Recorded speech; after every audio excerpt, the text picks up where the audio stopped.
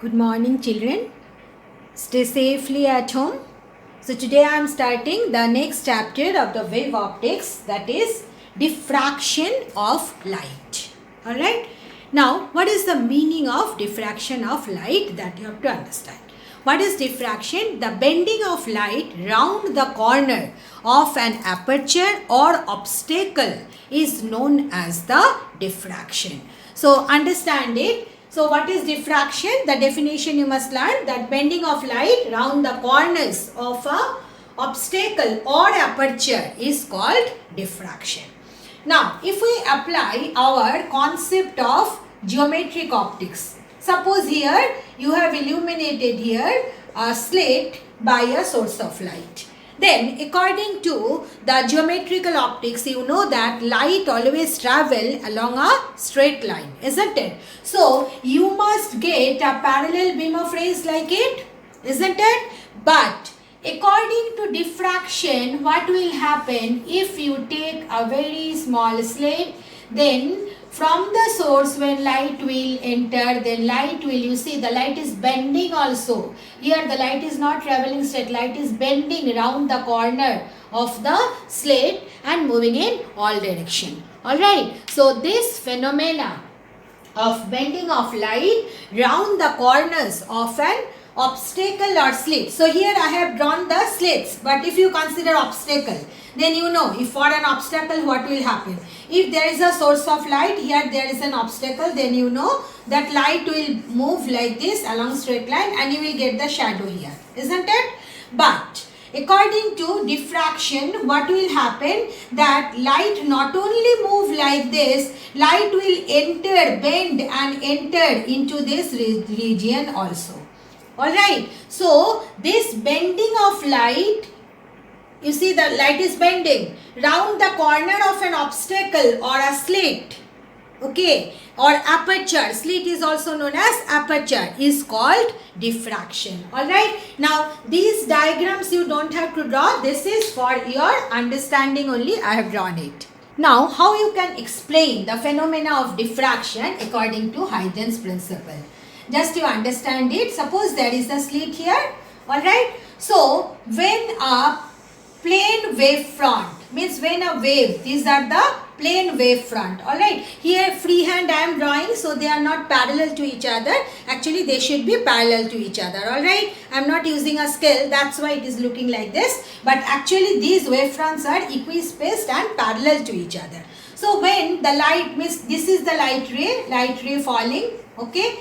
Now you see the light ray which will come here according to, so what is happening when this plane wave front falling on the slit, and actually it is very small of the order of wavelength of light, but you will not understand if I make it very small, that's why I am making it, the slit I am making it big. Alright, so you see what is happening when the wavefront is falling here. If you consider the point on the wavefront, then you know according to Huygens principle that every point on a wavefront act as a new source of wave, and it originates from this new source of wave. Fresh wavelets are originated and spread in all direction with the same speed of the original wave. So you see, if you consider that one particle or one point on the wave, incident wavefront, then what it will do, it will send the spherical wavefront, because you know a point source always sends spherical wavefront. So you see it will send spherical wavefront in all direction, isn't it? And you know the direction of propagation of wave is always perpendicular to the wavefront, or the light rays are always perpendicular to the wavefront. So you see what you will observe, that light rays, they are moving in all direction. According to geometrical optics, light ray will not only move in this direction, follow the pen, it will not only move in this direction, it will bend round the corner according to diffraction and move in all the direction. Alright, so this is the way one can explain by means of Huygens principle the phenomena of diffraction. Now regarding diffraction, few points are there you must have to understand and remember also. Now, as I said that in case of diffraction, lights are bending around the corner of the obstacle, isn't it? So the question will arise, then how the shadow is formed? Because if the light rays bend round the corner of the obstacle, then shadow should not be formed, isn't it? Because in that region, in the penumbra, in the umbra region, the light will enter, isn't it? So you have to understand this, that diffraction always never takes place. Alright, diffraction takes place only when the size of the optical is of the order of wavelength of the diffracted wave. Is that clear?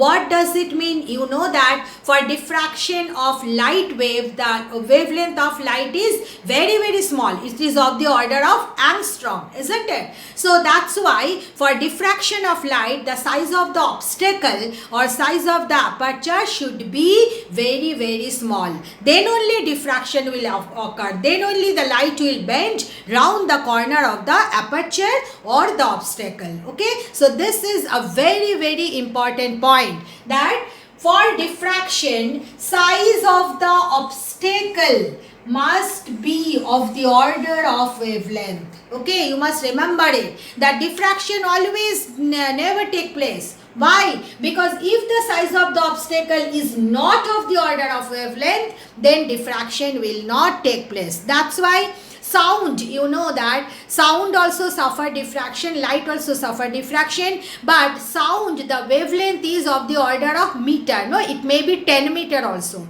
That's why for sound obstacle, for diffraction of sound, obstacle needed to be large enough. But for diffraction for light wave, the obstacle or the aperture should be very, very small. Okay. Then next point is, as I already said, that sound also suffer diffraction and light also suffer diffraction. Alright, but already you know that sound is a elastic longitudinal wave, whereas light is electromagnetic transverse wave. So as both longitudinal and transverse waves suffer diffraction, diffraction cannot be the proof of the nature of any kind of wave. You cannot say that as it is getting diffracted, so it is this one transverse. No. Why? Because longitudinal wave, sound wave also suffer diffraction. So the second important point related with diffraction you have to understand and remember is that both longitudinal and transverse wave, both longitudinal and transverse wave suffer diffraction. Alright, so diffraction does not indicate the nature of the light wave. Is that clear? Now, red light, due to its longer wavelength, it diffracts more than blue light. Is that clear? So, more the wavelength, more will be the bending round the corner. So, you have to remember this third point related with diffraction also. That red light diffracts more than blue light. Okay? And the fourth point you have to understand, we know that what is the image of a point source. We have learned in the geometrical optics that image of a point source is a point only, isn't it? But due to diffraction, as the light is bending around the corner, so what is happening? The image of a disk, image of a point source appears to be a disk due to diffraction. Alright, image of a point source is a point due to geometrical optics, but due to diffraction, image of a point source will appear to be a disk. Alright, so these are the 4 points related with diffraction, important for your concept as well as for your exam. Now the next topic is Fraunhofer's diffraction due to a single slit. Actually, there are 2 types of diffraction. All are removed from your syllabus. You are lucky. I don't think you are lucky. I think this is unfortunate that you are knowing less now. Now, there are 2 types of diffraction generally, Fresnel's diffraction and Fraunhofer diffraction. What is the basic difference between these two? That in Fresnel's diffraction, the source is kept at a finite distance from the aperture of the obstacle, and in case of Fraunhofer diffraction, the source as well as the screen where we get the diffraction pattern, both are at infinity. Alright, now here you see it is not possible to get light of intensity quite high from a source at infinity. That's why what we do, we use this technique for the Fraunhofer diffraction. You see what we have done? We have taken the source of light, then we have taken a lens. Alright, and the source is kept at a focal length of the lens. So you see here the lens is L1 and its focal length is F1. So you know, means it is kept at the focus of the lens L1. Then what will happen? After diffraction, the light rays will become parallel, and we know that parallel rays come from infinity only, that we consider. So you see, although our source is not at infinity, but the incident light rays are parallel to each other, means the wavefront are parallel. Okay, parallel, plane wavefront, not only parallel, plane wavefront. Okay, so this is Fraunhofer diffraction. So what is the criteria for Fraunhofer diffraction? That both the source and the screen should be at infinite distance from the this one aperture or slit. You can use the term slit also, or you can use the term aperture also. So this is the way you are getting. So you see, actually, and one more thing you must remember, this entire slit, it is very small in size, of the order of angstrom. But if I make it very small, you will not understand the diffraction pattern and how the light rays are superposing on each other. That's why I have drawn it. And this line also, just to locate the center of the screen or center of the diffraction pattern, this dotted line is drawn. Okay, this dotted line is not needed, just to locate the center of the diffraction pattern. I have drawn it. Clear? Now you see, if we consider the concept of the geometric optics, then what will happen? The parallel light rays will fall on the second lens L2. Now the distance between L2 and the screen is equal to F2. So what will happen? That this parallel beam of light rays, they will converge at the point O. Is that clear? What will happen? All the light rays, they will converge at the point O. Is that clear? Everybody has got? So you see here, the light rays, they are superposing each other at the point O. Clear? So what will happen? Interference will take place, isn't it? So when interference will take place, just look at the length of the optical path. The path length is same for all the light waves superposing at the point O. So what kind of fringe will be produced at O? Because as the path length or the we say path length only, path length of all the light waves are same, they are superposing on same phase. All the light waves, they will superpose at the point O at same phase. So what kind of fringe will be produced? You know that when light waves superpose at same phase, bright fringe is produced. Okay, constructive interference takes place, and when the light rays superpose at opposite phase, then destructive interference takes place. So as the length of the path of all the superposing waves are same at the point O, so all the light waves will superpose at the point O at same phase. So at the central point of the diffraction pattern, always a bright fringe will be produced. Alright, so this is the most important part of the Fraunhofer's diffraction pattern. Alright, and I hope you have understood why these two lenses are used. Two lenses are used so that we can consider the source as well as the screen at infinity. Okay, that's why, and that is the criteria of the Fraunhofer diffraction. Now you see, here when I am considering this, we have not considered the phenomena of diffraction. Alright, why? Because the light rays, according to geometry optics, they are moving straight. They are not bending round the corner, isn't it? Now if you consider that light ray is bending around the corner. You see, it is bending. Suppose it is bending by an angle theta round the corner. So here also it will bend. So when you will draw the diagram, this ray and this ray should be parallel to each other.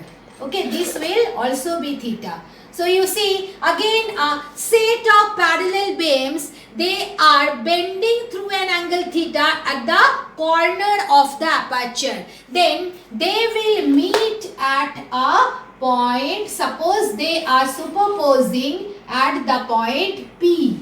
We are just assuming it. They are superposing at the point P on the screen. Alright. Now we have to find out what will happen, what kind of, at the point O, what kind of fringe will be produced. What I said, that is bright fringe, and that is the central fringe. Now we have to find out what kind of fringe will be produced at the point P. Alright, means what kind of diffraction pattern you will get at the point P. Now the interesting thing is that, so here you see, if you consider E be the slit width, means the width of the aperture, width of the slit. So if you consider this angle is theta, from the geometry of the diagram, this is also theta. What I have done, from the point T, I have dropped a perpendicular, as we have done for Young's double slit experiment. I hope you can remember. So if you draw perpendicular, then you see for these two interfering waves, BK is the path difference. Alright. So you can write what is the path difference between the two waves interfering at the point P is lambda. BK is equal, path difference is equal to BK. Is that clear? Now, what is the condition for dark fringe at the point P? Unlike the interference pattern, you don't have to derive that what is the condition, okay, because for Young's double slit experiment you have derived it. Now here derivation you don't have to do, just you have to understand that, remember it. I hope you can remember what was the condition for constructive interference, means bright fringe, it was path difference equal to m into lambda. But you observe it very carefully. For diffraction pattern, what I have written, condition for dark fringe at the point P is given by BK. Now from the geometry of the diagram, you see if AB is equal to E, BK is the perpendicular. So perpendicular hypotenuse is sine theta. So BK is coming E sine theta. Okay, BK is E sine theta. Now condition is E sine theta is equal to plus minus m lambda. That was the condition for bright fringe in the interference pattern. But for diffraction, Fraunhofer diffraction, this is the condition for dark fringe at the point P. Alright, you have to remember this difference. So you see, why I have given plus minus? Because you see, this is the center of the screen. So you will get the dark fringe up above O also. You will get the dark fringe below O also. So negative sign for the dark fringes below O and positive sign for the dark fringes above O. Is that clear? And what are the values of M? It should be 1, 2, 3, not 0. Clear? Now how I can claim that this is the condition for dark fringe, that you have to understand. Okay, that E sine theta is equal to plus minus m lambda. How I am claiming that this is the condition for dark fringe. Now let us consider that m is equal to 1. Okay, then you see you can write that path difference E sine theta is equal to lambda. Alright. So, lambda one can write it as 2 into lambda by 2. Yes or not? So, you see, if I consider this is the fringe. If I consider the, not fringe, this is the slit. Alright. What does it mean? As if the slit is being divided into two equal parts. Alright. And you see, from both the parts, wavelength are coming and they are superposing at a path difference lambda by 2. So, you know that when path difference is lambda, then means that they are at the same phase. And when path difference is lambda by 2, it means they are in opposite phase. So you see what you are getting from this upper part of the slit and the lower part of the slit. Waves are coming and they are superposing at opposite phase. Alright, so what will happen? A dark fringe will be produced. Clear? Then, if you consider that E sin theta is equal to 2 lambda, then you see 2 lambda, you can write it as 4 into lambda by 2. Yes or not? So you see, in this case what is happening? As if the slit is being divided into 4 equal parts. What is happening? The slit is being divided into 4 equal parts. And the first 2 slits, they are superposing at a path difference lambda by 2. And these 2 superposing at a path difference lambda by 2. Means what? These 2 waves, the waves coming from the upper 2 part, they are superposing at opposite phase. So cancelling their effect, and the waves coming from the lower 2 part, they are also superposing at opposite phase. So they are cancelling their effect each other. So a dark fringe is produced. Clear? Then if you consider that E sin theta is 3 lambda, then you see 3 lambda, you can write it as 6 into lambda by 2. Alright, what does it mean? In this case, the slit is being divided into 1, 2, 3, 4, 5, 6. See, the slit is being divided 6 equal parts. And you see the successive 2 slit, from the successive 2 part of the slit, the waves are superposing at opposite phase and cancelling their effect. Means these 2 slit, they are cancelling their effect. These 2 slit cancelling their effect. These 2 slit cancelling their effect. So what is happening? Dark fringe is produced. Alright. So E sin theta is equal to plus minus m lambda is the condition to get a dark fringe at the point P. Now how you are getting the dark fringe? That point, that explanation you don't have to remember. I have given the explanation so that you can understand it better. That is why E sin theta is equal to plus minus m lambda is for the dark fringe, not for the bright fringe in interference pattern. So what will be the condition to obtain? Another point I forgot to tell you, the dark fringe, they are known as minimas. Okay, in case of interference we do not use the term minima, but for diffraction mostly we use the term minima for dark fringe. Okay, these are known as minimas.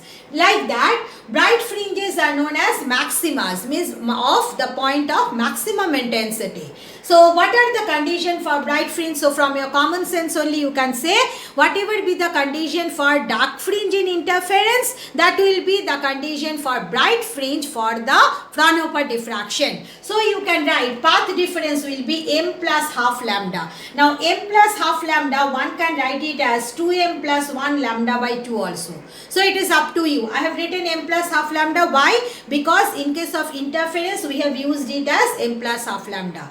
Because it is also lambda, it is also lambda. Otherwise, generally what happens, if you write 2m plus 1, then most of the cases children forgot that it should be lambda by 2. That's why, just to make a similar thing, I have written here m lambda and it is m plus half lambda. Now it is up to you which one you will write, because both are representing the same thing. So this is the condition for the maximas, and in this case also m, the values of m are 1, 2, 3, so on. Okay, now again I have to show that how I can claim that this is the condition for maxima. So let us do it. So you see, when m is equal to 1, so when m is equal to 1, you are getting it as 1 plus half, means how much? 3 by 2, isn't it? So you are getting plus minus 3 by 2 lambda. So you can write it as 3 into lambda by 2. Alright, so you see this is the fantastic thing. Now you will enjoy, I hope so. So how much you have got? 3 into lambda by 2. What does it mean? Now the slit is divided into 3 equal parts. Alright, so you see what is happening. The first 2 parts, they are cancelling their effect. These 2 cancelling their effect each other. But no other part is there to cancel the effect of the third part. So from the third part, light is falling on the point. So what are you getting? You are getting a bright fringe. Alright, now the next one. When E sin theta, if you consider m is equal to 2, so you see here 2, m is equal to 2 means you are getting 5 by 2 lambda. So you can write it 5 into lambda by 2. So what is happening in this case? The slit is being divided into 1, 2, 3, 4, 5 equal parts. So these two parts cancelling their effect, these two parts cancelling their effect. What about the fifth part? No one is there to cancel this effect. So you see from the fifth part, light is falling at the point P and producing a bright fringe. Alright, is it not very interesting? Then what will happen to the third one? You see when E sin theta for m is equal to 3, it will become 7. So 7 by lambda by 2. So when the slit will be divided into 7 parts, then you see 2 into 3 is 6. So the first 3 pairs, they will cancel their effect. But what about the 1/7 part? Okay, 1/7 part, nobody is there to cancel its effect. So what will happen? A bright fringe will produced. Is that clear? So this is the condition that E sin theta is equal to plus minus m plus half lambda. This is the condition for bright fringe or maxima, and this is the condition for minima. So these are the 2 points you are supposed to learn and remember, and this is the explanation for your understanding. Now from this explanation, another important point we are getting. We have seen in the interference pattern, I hope you can remember when I have drawn the interference pattern, the height of all the maximas was same. Isn't it? Means what? Intensity of all the bright fringes are same in case of interference pattern. But look at the diffraction. What is happening? When the first bright fringe is produced, the first bright fringe is due to 1/3 of the slit. Okay? And the second bright fringe is due to 1/5 of the slit. Light coming from 1/5. And the third one is due to 1/7. Alright, so definitely from the 1/3 part you will get more light than 1/5, and 1/5 will get more light than 1/7. What does it mean? Intensity of maximas, they decreases with the distance from the center of the screen. Alright, they are not having the same intensity unlike the interference pattern. In the diffraction pattern, what happens? First bright fringe will have the maximum intensity, then the next one intensity will decrease because it is due to 1/5 of the light, 1/5 of the aperture. And then the next one is 1/7, next one is 1/9, next one is 1/11. So this is the way what is happening as you are moving away from the screen, central point of the screen, the intensity of the bright fringes will decrease. Okay, so these are the important points you are supposed to remember. Now if you consider what is the angular position, you know angular position is determined by the value of theta as we have done for interference pattern, just like that only. So for the central position, you know sin theta, E sin theta should be equal to 0, isn't it? So you can write what is the angular position of the central maxima. Here sin theta approximately equal to theta equal to 0.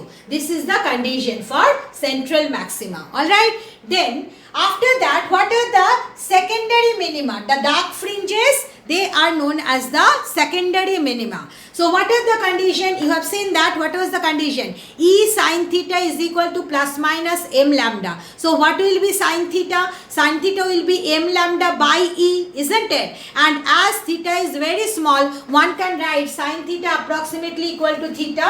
So theta will be how much? When m equal to 1, m lambda by E, isn't it? So when m1, it is lambda by E. When m2, it is 2 lambda by E. When m is 3, 3 lambda by E. So this is the condition for the position, angular position of the secondary minima. So these are, you are supposed to remember, not one, means entire thing. You must put dot dot dot because that is not the ultimate one. Then like that, what is the angular position of the secondary maxima? Maxima means the bright fringes. So we have got it m plus half into lambda. So when m is 1, it will become 3 by 2. So you see it will be 3 lambda by 2e. Then next one will be 5 lambda by 2e. Next one will be 7 lambda by 2e. So you are supposed to learn and remember these three conditions. Along with that, E sin theta is equal to plus minus m lambda. For dark fringes, E sin theta is equal to plus minus m plus half into lambda for the bright fringes. And then these are the angular positions. Simple thing. We are getting from that value only. Instead of E sin theta, you have to write only theta. So automatically you will come down and it will become lambda by E. Okay. Now this diagram is very favorite of the examiner and frequently asked question in the board exam, so you must learn and practice this. Okay, this is the diffraction pattern. Fraunhofer diffraction pattern means if you plot intensity versus theta graph, then you see at the central position there will be a maxima. So you see intensity is maximum. Then at lambda by E minimum, so you see the graph is here minimum. Then 2 lambda by E minimum, 3 lambda by E minimum. And between two dark fringe there is a bright fringe. So you see what is the position. This is lambda and this is half of lambda. So it is 3 lambda by 2. Then this is 5 lambda by 2. This is 7 lambda by 2. So look at the diagram. What is happening? That intensity of the bright fringes, they are decreasing. Why? Central fringe is due to the entire aperture. Then the next one is due to 1/3 of the aperture. Then next two is due to 1/5 of the aperture. Light from 1/5 of the aperture. So you see, just observe intensity of the bright fringes. They are decreasing as you are moving away from the center of the screen. And at the central position, the bright fringe is produced. Is that clear? So this diagram everybody should practice. And in the diagram, what are the things examiner wants? That I should be marked, theta should be marked, and at the position of the dark fringes, the values should be written, the value of theta. At first dark fringe, lambda by E. Second dark fringe, 2 lambda by E. Third dark fringe, 3 lambda by E on both sides. When it is to the left side, then it is minus, and when to the right side, then it is positive. So this diagram, once again I am saying, everybody should draw and practice. It is a scoring question. Okay, so just little bit hard work can bring good marks for you. This diagram, once again I am just requesting all of you should practice. So you see, what is the angular width of the central maxima? Look at this. What is the width of the other maximas and minimas? They are lambda by E. Okay, but if you consider the central maxima, this is lambda by E, this is lambda by E. Means this is also theta, this is also theta, this is theta, this is theta. So what is the angular width of central maxima? 2 theta. Alright, now sine theta is lambda by E, so theta is equal to sine inverse lambda by E actually. Okay, so one can write what is the angular width of the central maxima. Angular width of the central maxima is 2 theta is equal to 2 sine inverse lambda by E. Mostly numericals come on this formula. So you have to remember this relation to solve the numericals. Okay, what are the width of the other maximas? It is theta, means sine inverse lambda by E. But for central maxima, width is double of the secondary maximas. So it is 2 theta or 2 sine inverse lambda by E. Now, a very interesting thing happens. If you make the slit narrow, okay, you are making the slit very narrow. Then what will happen? Narrow means what? You are making it narrow. So you see E is decreasing. So if E decreases, what will happen to theta? Theta will increase. Okay, so when theta is increasing, you see central maxima becoming wider.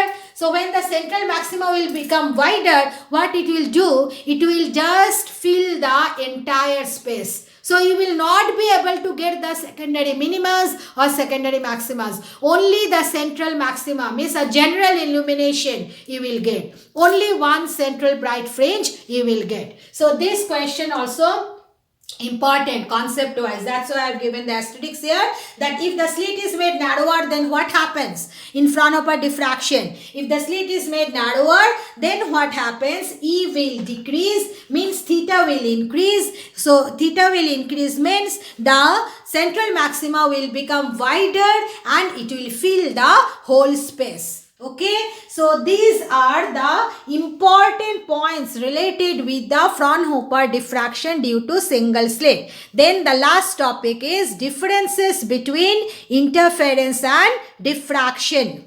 So what are the differences between interference and diffraction? This is also another important question, theory question from this chapter.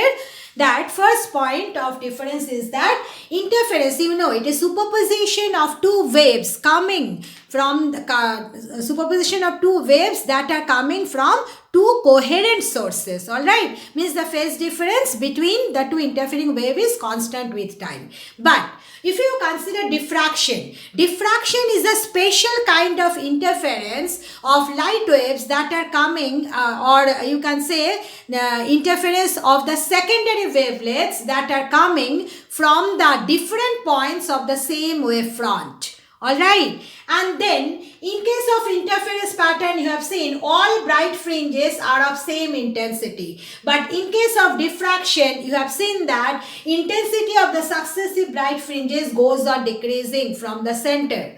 Alright, then third point of difference is fringes may be or may not be of same width. But in case of diffraction, fringes are never of same width. Always the central bright fringe is double the width of the other fringes. So never of same width. Then the fourth point is that intensity at the minima, I hope you can remember the condition for sustained interference. We have considered that amplitude of the two interfering waves should be very nearly equal. Why? So that the intensity at the minima becomes zero for interference pattern. Try to remember the earlier concept. So in case of interference pattern, what happens? Intensity at minima is zero or very small. So there is a good contrast between the bright and dark fringes. But in case of diffraction, intensity at the minima is never zero. So what happens? There is a